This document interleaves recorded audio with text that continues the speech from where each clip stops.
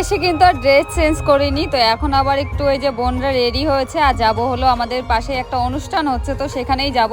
আসলে অনুষ্ঠানটা হচ্ছে হলো 1 সপ্তাহ ধরে আমাদের এখানে ভাগবত পাঠ হচ্ছে, তো খুব সুন্দর হচ্ছে অনুষ্ঠানটা, তো সেখানেই যাওয়ার জন্য সবাই খুব জোর করছিল।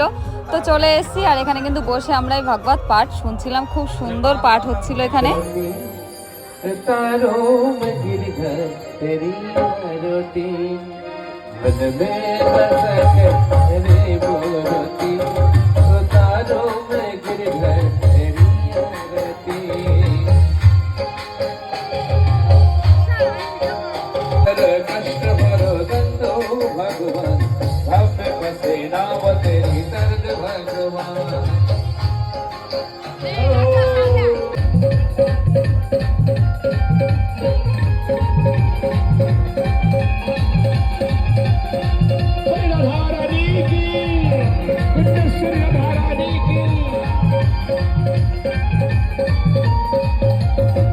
राधे राधे राधे राधे राधे राधे राधे राधे राधे राधे राधे।